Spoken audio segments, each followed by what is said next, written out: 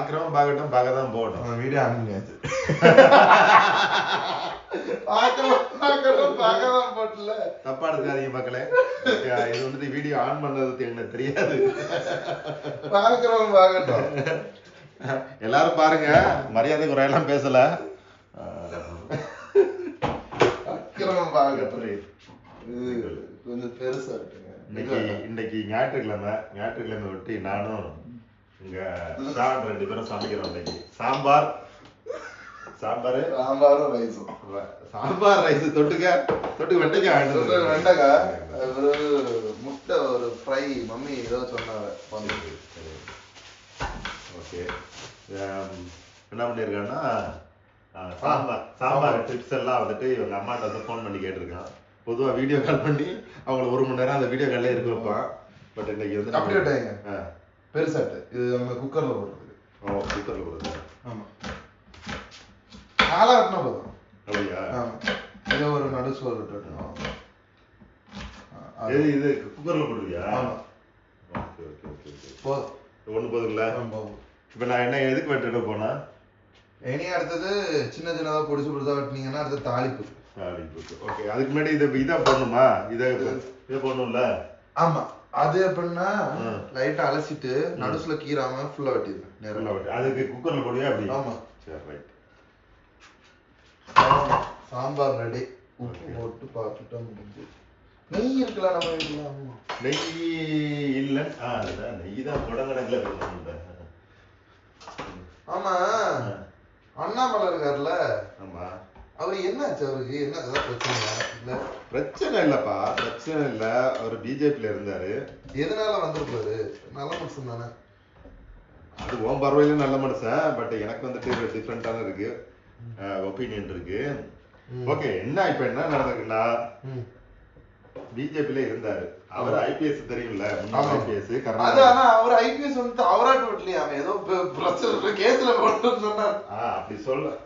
Okay, அது case இருக்கு என்ன சொல்றாங்க. பட் என்ன நமக்கு தெரியாது.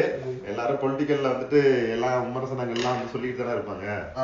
அது மாதிரி அவர் ஐபிஎஸ் ஒர்க் பண்ணாரு அங்க கர்நாடகால இருக்கும்போது. அப்ப வந்து பிஜேபி அரசாங்கம் இருந்துச்சு. அப்போ அந்த அரசாங்கத்துக்கு சாதகமா எதுவும் பண்ணாருன்னு தெரியல. ஓகேயா? ஐபிஎஸ்ஸே விட்டுட்டு வந்து இருக்கிறாருன்னா ஐபிஎஸ்ஸே விட்டுட்டு நாட்டுக்கு சேவை பண்ண வந்திருக்காரு. ஞாபகம் வச்சுக்க. அது போல நல்லவங்களும் இருக்காங்க நாட்டுல அப்படின்னு நம்ம நினைச்சுக்கணும். பாசிட்டிவா எடுக்கணும்னா அப்படி எடுக்கணும்.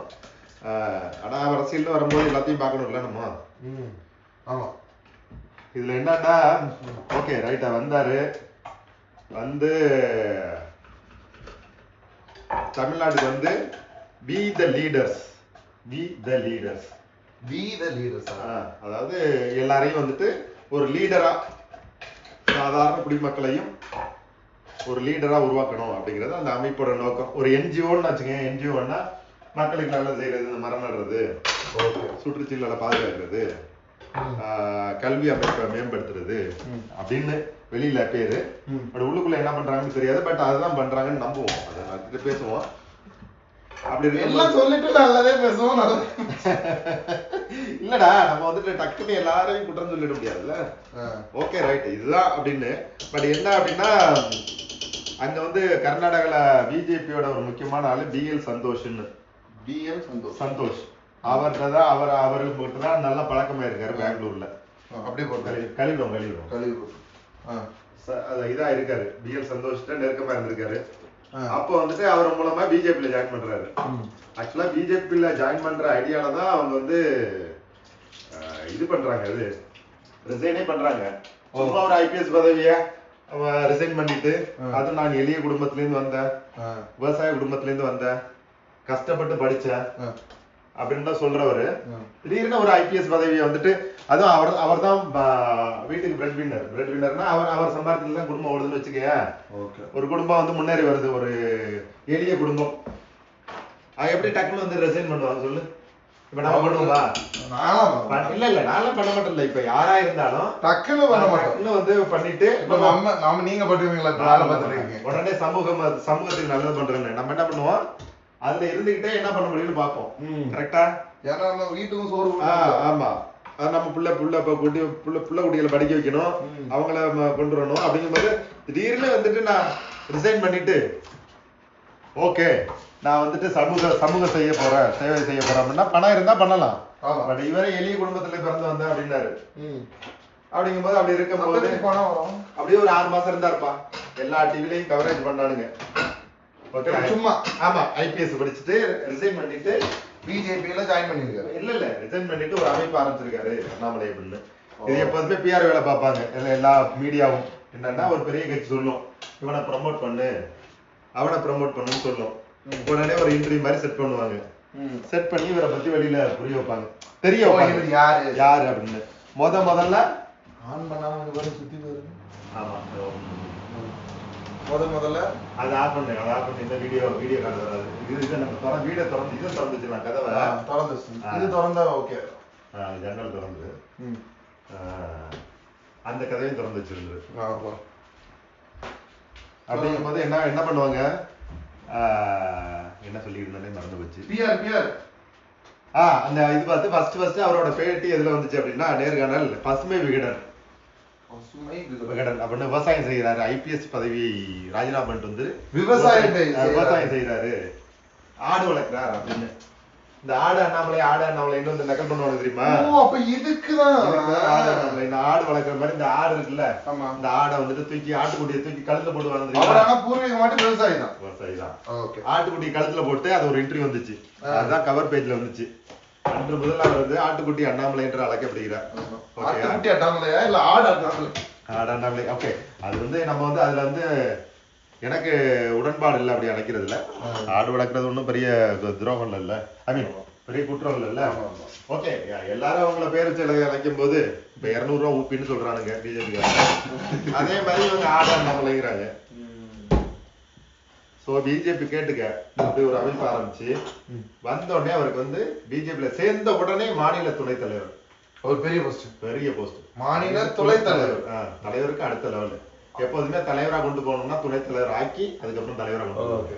அப்படின்னா இவருக்கு கொடுக்கப்பட்ட வாக்குறுதி உன்னை தலைவர் ஆக்குறாரு, கட்சிக்குள்ள வா அப்படின்னு ஒரு அஜெண்டாவோட பிஜேபி RSS அஜெண்டாவோட அவரை கொண்டு வர்றாங்க உள்ளுக்குள்ள. தமிழ்நாட்டுல பிஜேபிய மேல கொண்டு வரணும்னு. அது தப்பு இல்லை, எல்லா கட்சியும் அது பண்ணணும். ஆனா அவங்க என்ன சொல்லிருக்காங்க, BJP is very structure, RSS very structure organisation. Root லெவல்ல இருந்து ஒர்க் பண்ணி அடுத்தடுத்த லெவல்ல கொஞ்சம் கொஞ்சமா தான் வளர்ச்சி இருக்கும், திடீர்னு எல்லாருக்கும் கொடுத்துட மாட்டோம் அப்படி இப்படின்னு அதை வந்துட்டு பெருசா பேசுவாங்க அப்படின்னு. ஆனா வந்த உடனே மாநில துணைத் தலைவர் பதவி அது எப்படி கொடுப்பாங்க? ஓகே, ஒன்னும் அதுக்கு ஒருத்தா இருக்கணும். எல்லா நிறைய ஐபிஎஸ் எல்லாம் வந்துட்டு ரிசைன் பண்றான். நிறைய ஐபிஎஸ் இருக்காங்க அப்படின்னா இவரு அந்த சித்தாந்தத்தோட அலைன் ஆகுறாரு, அந்த ஐடியாலஜியோட பிஜேபி RSS ஐடியாலஜியோட அலைன் ஆகி அதை அவரை வந்து க்ரூம் பண்ணி கொண்டுறாங்க. கொண்டு வந்து இங்க கொடுக்குவாங்க. அதுக்கப்புறம் தான் நிறைய நடந்ததெல்லாம் தெரியுமே. அப்படி அவர் ஆக்ரோஷமான பேச்சு, சொல்லுங்கண்ணா அப்படின்னு அடக்கமான பேச்சு. அப்புறம் மீடியாவெல்லாம் நான் வந்து கண்ட்ரோல்ல கொண்டு வந்துருவேன் 6 மாசத்துல. எப்படி துணைத் தலைவரா இருக்கும் போதே கண்ட்ரோல், அதே மாதிரி கண்ட்ரோல்ல கொண்டு வந்துட்டாரு. கொண்டு வந்து நின்னா நடந்தா உட்காந்தா, அதாவது அவர் கோயம்புத்தூர்ல இருந்து பிளைட் ஏறினாருன்னா பிளைட் ஏறும்போது ஒரு பேட்டி, சென்னையில இருந்து இறங்கும் போது ஒரு பேட்டி, கட்சி ஆபீஸுக்கு போன ஒரு பேட்டி, கல்யாணத்துக்கு போன ஒரு பேட்டி, எல்லா இடத்துலயும் எல்லாத்தையும் எங்கப்ப திரும்பினாலும் அண்ணாமலை தான். அண்ணாமலைன்னு அண்ணாமலையையும் மேலே உயர்த்தி பிஜேபியையும் மேல கொண்டு வந்தாங்க. அது உண்மை, மறுக்கவே முடியாது. அண்ணாமலையால் பிஜேபி வளர்ந்துச்சான்னு கேட்டா ஆமா வளர்ந்துச்சு. ஆனா அண்ணாமலையால் மட்டுமே வளர்ந்துச்சான்னு இல்லை, அதுக்கு முன்னாடி தமிழிசை சவுந்தரராஜன், பொன் ராதாகிருஷ்ணன் எல்லாம் வேலை பார்த்திருக்காங்க. சோ கடைசியில ஏன் வந்துட்டு இப்ப ஓகே அதெல்லாம் வந்து தெரிஞ்ச கதை. இப்ப ஏன் இப்ப பிஜேபி கொண்டு வர்றாங்கன்னா, பிஜேபியில இருந்து ரிசைன் பண்றாங்கன்னா, பிஜேபியில இருக்கும்போது என்னென்னமோ பண்ணி பார்த்தாங்க. வேல் யாத்திரை அப்படின்னு எல் முருகன் ஒருத்தர் அவர் தலைவரா இருந்தாரு அண்ணாமலைக்கு முன்னாடி. வேல் யாத்திரைன்னு வேலை பிடிச்சுக்கிட்டு ஒவ்வொரு கோயிலுக்கா போயிட்டு வந்தாங்க. அந்த வேல் யாத்திரை எடுபடல. ஏன் வேல் யாத்திரை கொண்டு போனாங்க அப்படின்னா, வடநாட்டை பொறுத்த வரைக்கும் ராமர்மாங்க, ஜெய் ஸ்ரீராம் அப்படிம்பாங்க. இங்க அதெல்லாம் எடுபடாது. தமிழ்நாட்டுல அந்த நார்த் இந்தியன் வாசமே நமக்கு பிடிக்காது. ஓகேயா, அது ஹிந்தியா இருந்தாலும் சரி, இவனுக்கு கும்பிடுற கடவுளா இருந்தாலும் சரி, நம்மளோட பழக்க வழக்கமும் அவங்களோட பழக்க வழக்கமும் வேற. உடனே என்ன பண்ணாங்க, அடுத்தது அதுக்கப்புறம் என்ன பண்ணாங்க, வேல் யாத்திரை ஒண்ணு பண்ணாங்க. அதுக்கப்புறம் முருகனுக்கு அரோகரான்னு ஜெய் ஸ்ரீராம் கோஷம் எல்லாம் போய் முருகனுக்கு அரோகரான்னு வந்து இடையில அவர் வந்து அவரே சாட்டையால் அடிச்சுக்கிட்டார்ல. அது திமுக ஆட்சியோட வந்துட்டு அவலங்களை வெளிக்காடுறேன்னு அடிச்சுக்கிட்டாரு. இப்ப அந்த சாட்டையெல்லாம் அடிச்சு பெரிய நாடகம் போட்டு என்னென்ன பண்ணாங்க. பட் ஓகே, அவர் வளர்ச்சி பாதையில கொண்டு வந்தாரு. அதுக்கப்புறம் வந்து அவங்க கட்சியிலேயே உள்கட்சி பிரச்சனை பிளஸ் ஏடிஎம் அலையன்ஸ்னால அவரை வந்துட்டு மாநில தலைவர்ல இருந்து இறக்குனாங்க, தூக்கி போட்டாங்க. அதுல இருந்து ஆளு சைலண்டா இருந்தாரு. எதுக்கு இறக்குனாங்கன்னே தெரியாது. எதுக்கு இறக்குனாங்கன்னு இன்னை வரைக்கும் தெரியாது. ஓகே, இப்போதைக்கு மாநில கட்சி தலைவர் கட்சி நாங்க வி ஆர் வெரி டிரான்ஸ்பரண்ட். நாங்க மக்களுக்காக இருக்கணும்னா நாங்க மக்களுக்காக இருக்கோம், நாங்க எப்போதுமே வெளிப்படைத்தன்மையில செயல்படுவோம் அப்படின்னு சொல்லுவாரு. ஆனா இதுக்கு எதுக்காக இந்த கட்சியை விட்டு வெளியேறின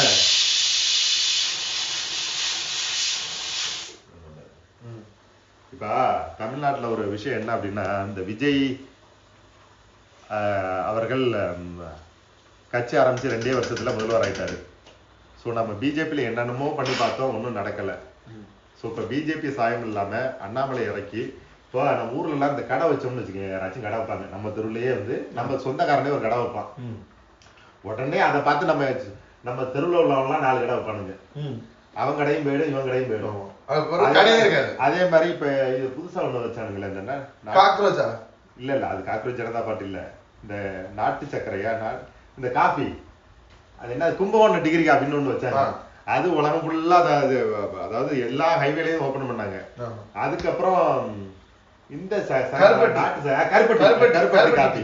அது மாதிரி இப்போ விஜய் கட்சி ஆரம்பிச்சு ஜெயிச்ச உடனே எல்லாருக்கும் ஆஹா நம்ம தனியா ஒரு இண்டிபெண்டா போனா ஜெயிச்சிருவோம் அப்படிங்கறதுனால மக்கள் வந்து திமுக அதிமுக பிடிக்கல, புதுசா ஒருத்தவங்க போனா வந்து ஜெயிச்சிடலாம் அப்படின்னு தான் அண்ணாமலை இப்படி இறக்கி விட்டுருக்காங்க. இப்போ ஒவ்வொரு தடவையும் ஒவ்வொருத்தர் புதுசா வந்தா ஜெயிச்சிருவாங்க. அப்படி எல்லாம் கிடையாது. அதுதான் சொல்றேன்ல, நம்ம தெருவில் ஒருத்தங்க கடையை ஆரம்பிச்சு அவன் நல்லா இருந்தான்னா அதை பார்த்துட்டு எல்லாரும் ஆரம்பிக்கிறது மாதிரி இப்ப எல்லாரும் இப்ப கட்சி ஆரம்பிக்கிறாங்க. அண்ணாமலையை அங்க அப்புறம் பிஜேபி பிராக்ஸ்ல இறக்கி விட்டுருக்காங்க. ரஜினியோட மனைவி கூட ஏதோ ஒரு மக்கள் ஆரம்பிச்சிருக்காங்களாம். சோ இப்படிதான் நடக்குது. ஆனா எல்லாரும் விஜய் ஆயிட முடியாது, சேர்ந்து கிடையாது. ரஜினியோட ஒய்ஃபும் இல்ல இனிமே தானே இப்பதானே ஆரம்பிக்கிறாங்க. இப்பதான் போக போக இவங்க எல்லாம் எப்படி செயல்படுறாங்கன்னு தெரியும். சோ அதான் இப்ப விஜய் முதல்வர் ஆயிட்டாரு, அது மாதிரி எல்லாருக்கும் முதல்வர் ஆசை. எல்லா கட்சியும் தொடங்குறதே வந்து பதவிக்கு வர்றதுக்கு தான். முதல்வராக ஆசைப்படுறது தப்பே இல்லை, ஓகேயா. ஆனா இவங்க வந்துட்டு படத்துல எல்லாம் சில படத்துல டபுள் ஆக்டிங் பார்த்திருக்கியா, இங்க மறு வச்சுட்டு ஒருத்தன் மறு வைக்காம ஒருத்தன் மறு வச்சுட்டு இப்ப அண்ணாமலை வந்திருக்காரு. அது எப்படின்னு போக போதான் பார்க்கணும். எத்தனை வயசுல வந்துருக்கு? 1 தான். ஆமா. எத்தனை வயசுல வரணும்? 2 வந்தா போதும். ஆமா. Okay okay. இந்த பாடி சரி, இது வந்து சின்ன சின்ன வட்டுமா அப்படி ஆம்லேட் போடுற மாதிரி அப்படி ஆம்லேட் போடுற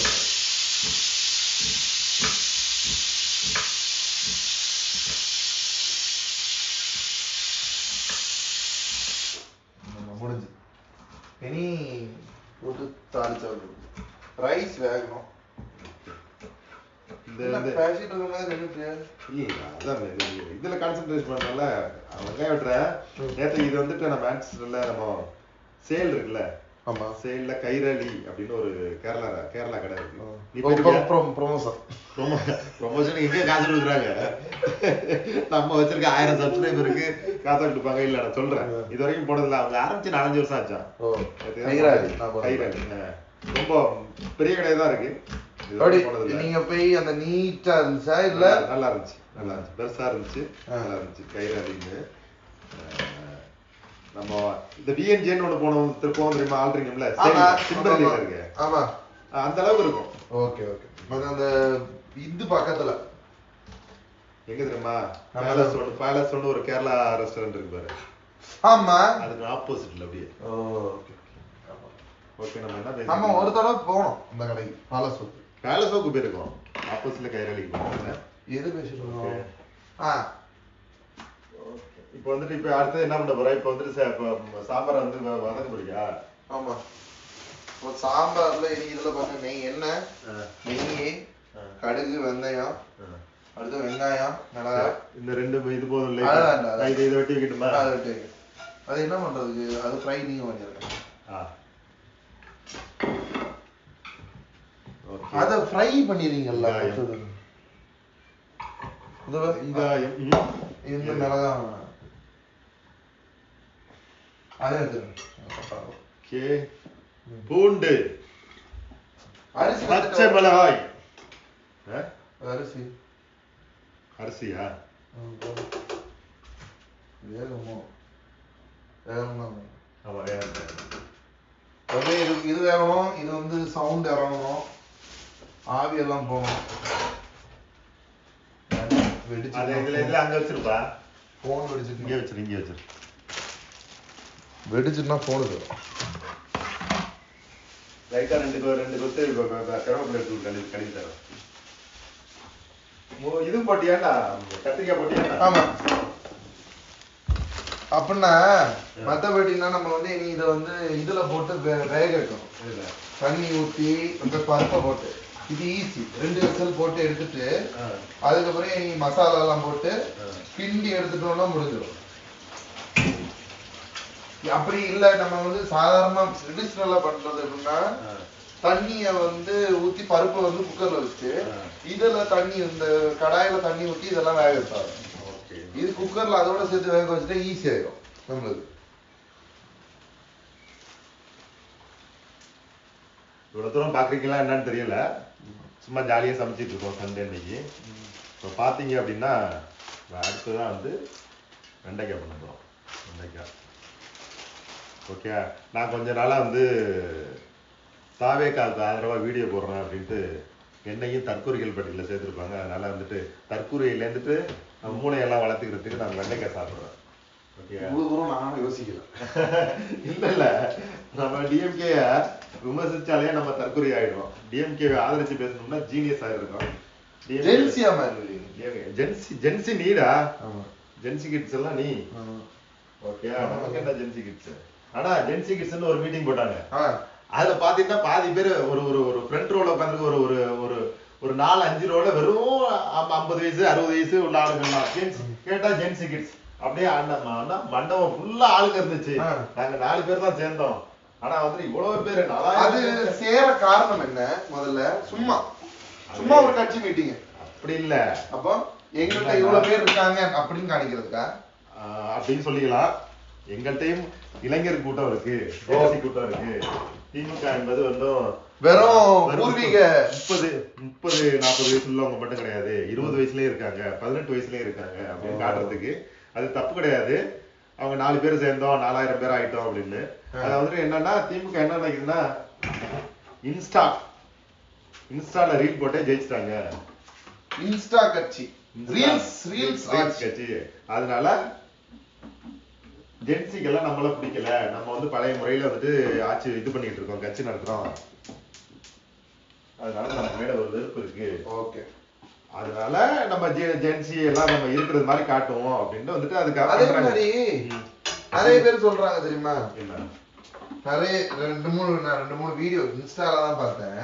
எப்படின்னா மக்கள் வந்து இந்த ஆட்சியை வந்து சில பேர் விரும்ப, நாங்க பேரம் பேத்திக்கு வேண்டி போட்டோம், கடைசியில இப்படி பண்றாங்க அப்படின்னு சொல்றாங்க. சில பேர் என்னன்னா கட்சி ரொம்ப நல்லா ஓடுது, இவங்க ஆட்சி நல்லா இருக்கு அப்படின்னு. ஆனா இதோட முக்கியமாட்டு அந்த தலைவரா இருக்கிறது விஜய், அப்படிதானே? சிஎம் இருக்கிறது விஜய். அவர் ஏன் எங்கேயுமே பேச மாட்டேங்கிறாரு? நீ நிறைய கேள்வி ஒரே டைம்ல கேட்டா ஃபர்ஸ்ட் என்ன கேட்ட, ஓகே இந்த ஆட்சி வந்து தாத்தா பாட்டிங்க வந்துட்டு பேர பிள்ளைங்க சொல்லி ஓட்டு போட்டோம். அவங்க வந்து இப்ப வெறுக்கிறாங்க. அவங்க வெறுக்கிறாங்கிறத ஒரு பிம்பத்தை ஏற்படுத்துறாங்க, அவ்வளவுதான். 28 நாள்ல ஒருத்த வந்து தலைகீழா ஒரு 75 வருஷ ஆட்சியில ஏற்பட்டிருக்க இல்ல துறைகள் நிறைகள்லாம் நிறைய இருக்கு. 75 வருஷத்துல நம்ம தமிழ்நாடு முன்னேறி இருக்கு. ஆனா அது போன 5 வருஷத்துல உள்ள குறைகளை இன்னைக்கு ஒரே நல்ல, ஃபார் எக்ஸாம்பிள் டாஸ்மாக்ல முறைகேடு நடக்குது அப்படிங்கிறாங்க. வந்த 2 நாள்ல மாத்த முடியாது. ஓகேயா, அது வந்து புரிஞ்சுக்கிறதுக்கே, அந்த சிஸ்டத்தை புரிஞ்சுக்கிறதுக்கே உனக்கு ஒரு 3 மாசம் ஆகும். ஓகேயா, அதுக்கப்புறம் நிறைய கொலைகள் நடக்குது, நிறைய சிறுவர்கள் பாதிக்கப்படுறாங்க பலாத்காரத்துல, பாலியல் பலாத்காரத்துல. அதே மாதிரி பெண்கள் பாதிக்கப்படுறாங்க. இதெல்லாம் வந்து விஜய் வந்ததுனால நடந்துச்சா அப்படின்னா கேட்டா கிடையாது. ஓகேயா, இதெல்லாம் காலங்காலமா போன ஆட்சியிலேயே நடந்துருச்சு. அந்த ஆட்சியோட தொடர்ச்சி தான் இது. எல்லா இடங்கள்லயும் வந்துட்டு எல்லா ஆட்சியிலையும், ஈவன் நம்ம யூகேல ரேப் நடக்காம இருக்கு, யூகேல பெண்களுக்கு எதிராக குடும்பம் நடக்காம இருக்கு. ஆனா இந்த அரசாங்கம் உடனடியா செயல்படுது. ஆமா. சோ வந்து எல்லா ஆட்சிலையும் இருக்கும். அந்த அரசாங்கம் எப்படி நடவடிக்கை எடுக்கிறது அப்படிதான் முக்கியம். ஓகே, இப்ப என்னன்னா விஜய் அரசாங்கத்துல நடவடிக்கை எடுக்காம இருக்காங்களா அப்படிங்கறதுதான். ஆனா இவங்க எல்லாம் என்ன கட்டமைக்கிறாங்கன்னா விஜய் அரசாங்கம் வந்ததுல இருந்து கொலை கொள்ளை அதிகமாயிடுச்சு அப்படின்னு. அது எனக்கு உண்மையா தெரியல. அதே மாதிரி விஜய் வந்து எல்லாத்தையும் மாத்திருவாரு அப்படின்னு எல்லாம் நம்பல. ஓகேயா, ஒரு பெட்டர் கவர்னன்ஸ் முன்னாடியை விட கொடுத்தா போதும். ஓகேயா, அதே மாதிரி கட்சிக்காரன் தப்பு பண்ணாலும் உடனே ஆக்ஷன் எடுக்கணும். கட்சிக்குல வந்துட்டு நான் கட்சியில மாவட்ட செயலாளர் நான் நடத்ததுதான் இங்க அப்படின்னு திமுக மாதிரியே பண்ணாங்க அப்படின்னா அடுத்த தடவை வேற யாராச்சும் வரதுக்கான வாய்ப்புகள் இருக்கு. ஸோ அப்படி இருந்தாதான் நல்லா இருக்கும். ஆனா என்ன அப்படின்னா இது வந்து ஒரு மாசம் கூட இன்னும் முழுசா முடியல. அதனால நல்ல ஆட்சி கொடுப்பாருன்னு நம்புவோம்.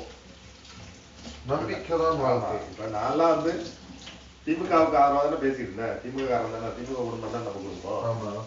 ஏன் இப்ப திடீர்னு வந்துட்டு டிஎம்கே உள்ள குறைகளையும் பேசுறேன்? அது வந்து குறைகளை பேசதானே செய்யணும். இப்ப எனக்கு எந்த கட்டத்துல வந்து எரிச்சல் இருந்துச்சுன்னா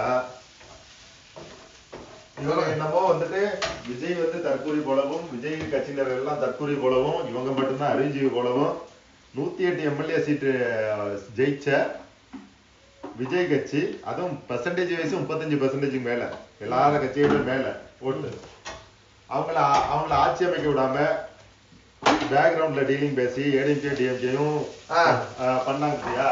அதுலதான் எனக்கு ரொம்ப கடுப்பாச்சு. என்னடா நீங்க ஒருத்தனுக்கு வந்து பீப்புள் உங்களுக்கு பிடிக்குது பிடிக்கல, people have given a mandate, you need to respect that. அதே மாதிரி கூட்டணி கட்சிகள் எல்லாம் வந்துட்டு ஜமீன்தார் மாதிரி நடத்தினாங்க. அது எல்லாத்தையும் மொத்தமா போட்டு இடிச்சு போச்சு.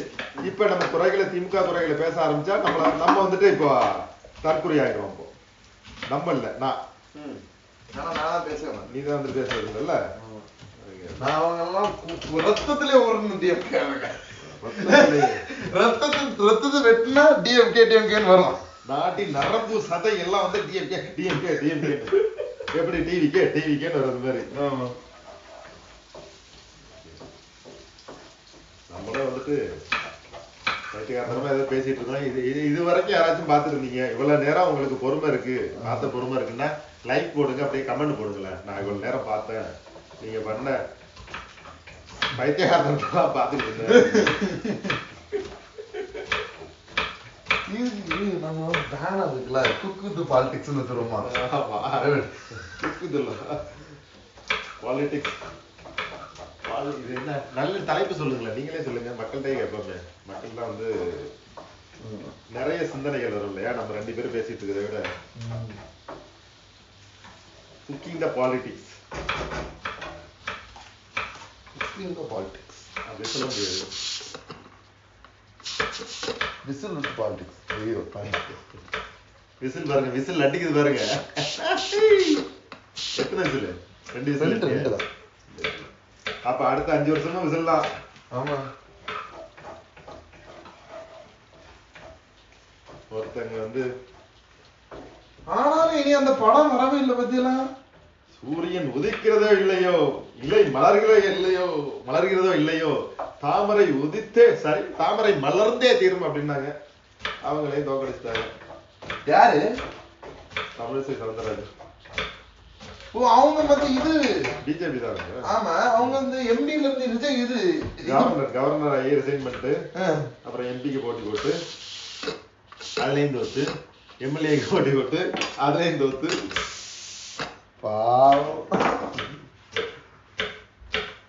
நீங்க வேணா ஒரு பொலிட்டிக்கல் அட்வைசரா இருந்தீங்க போல. மல்லி இருக்கு நம்மள்ட்ட. நம்மளை ஏன் மதிச்சு அவன் கூப்பிடுவானுங்க? சொல்லு. மல்லி தலை இருக்கு. மல்லி தலை ஃப்ரிட்ஜ்ல பாரு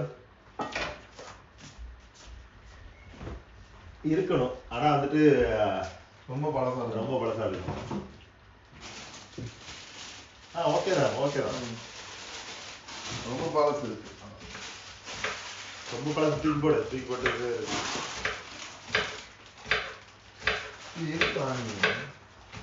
போட்டுருக்கான். ஆக்சுவலா அதை எடுத்து நம்ம அதுக்கப்புறம் சிக்கன் நம்ம சமைக்கவே இல்லை. சிக்கன் கேட்டா நீங்க மட்டும் பின்ல போடுறீங்கன்னு ஒரு டயலாக் இல்ல. ஆமாப்பா, நான் வாங்கி கொடுக்க சொல்றீங்க.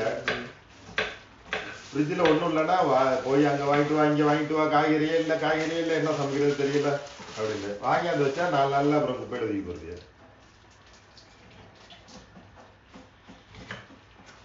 இதை முடிஞ்சுன்னா நல்லா குறிப்பிட்டு இருக்கு கழியாச்சு.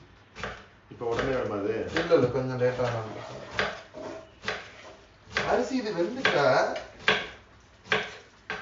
எடுத்து இது பண்ணி பாரு.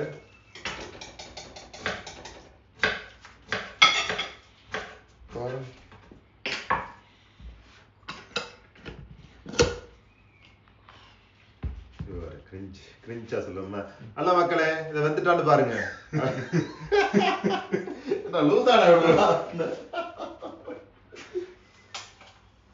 லூசா லூஸ் மாதிரி நடிக்கிறோம். இன்னும் கொஞ்சம் இருக்கலாம்பா. அட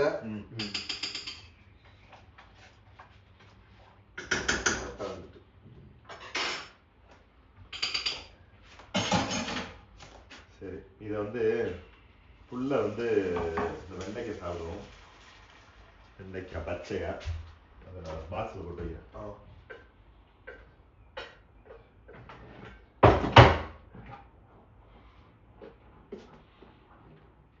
சாம்பார் ரெடி.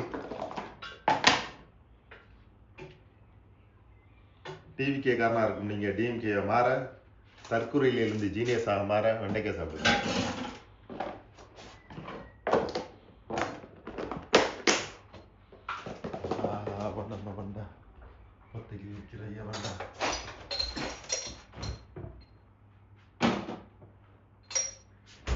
மேன்செஸ்டர்ல இந்த படம் ஓடுதா? என்னது? கருப்பா? இல்ல, கருப்பு தான் எடுத்துட்டாங்க போல இருக்கு. இன்னொன்னு படம்டா, பக்கா மாசா இல்ல, பிளாஸ்ட். பிளாஸ்ட் ஓடன்னு நினைக்கிறேன். பிளாஸ்ட் நல்லா இருக்குன்னாங்க எல்லாரும். போமா டைம் இருக்கு, வாய்ப்பு இல்லை. நம்ம டயரை வேற மாற்றணும். என்னைக்கு டயரை மாத்திர அன்னைக்குன்னா முடிஞ்சா போயிட்டு வருவோம். நான் இன்னைக்கு வேலைக்கு போகுது. இன்னைக்கு வேலைக்கா போகுது? யா எனக்கு அது வலி, உடம்பு சரியில்லையா? சொல்லிட்டியா இல்லையா? ஆமா. இன்னைக்கு நாளைக்கு உண்டா அவனுக்கு ஒர்க்கு? எப்படி இல்லை, நீங்க தான். இன்னைக்கு மட்டும்தான் லாஸ்ட். ஆமா.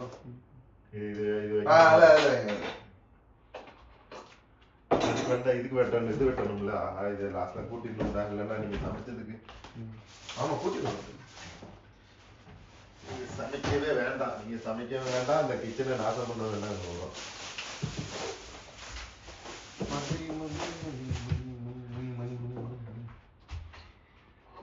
பெப்பர் சாம்பாருக்கு போட மாட்டாங்களோ? பெப்பர் சாம்பாருக்கு போட மாட்டாங்களோ? போன் அடிச்சு கேட்டியா இல்லையா? போட மாட்டாங்க. பெப்பர் வாய்ப்பு இல்லடா, பெப்பர் வாய்ப்பு இல்லை. சாம்பார் ஸ்மெல் வருதா? சாம்பார் ஸ்மெல் தெரியல. ஓரளவு வருதா? சரி, இதுல மெமரி இல்லாம ஆயிடுச்சுன்னா பாதிலே இது வரைக்கும் எடுத்தது சேவ் ஆயிட்டு நிக்கும். சேவ் ஆயிட்டு தான் நிக்கும். சேவ் ஆயிட்டு நிக்கும். இது ஓடிட்டே தான் இருக்கு. ஓடிட்டு தான் இருக்கு. 30 நிமிஷம். 30 நிமிஷம். பரவாயில்ல, 30 நிமிஷத்துல நம்ம வந்து சாம்பார் ஓரளவு ரெடி ஆயிடுச்சு. முடிஞ்சு. கொத்தமல்லியை போட்ட கூட கொஞ்சம் கொதிக்க விட்டு உப்பு காரம்லாம் பார்த்தா சாம்பார் ரெடி. வெண்டைக்காய் ஃப்ரை பண்ணா முடிஞ்சது. சமையல் ஓவர்.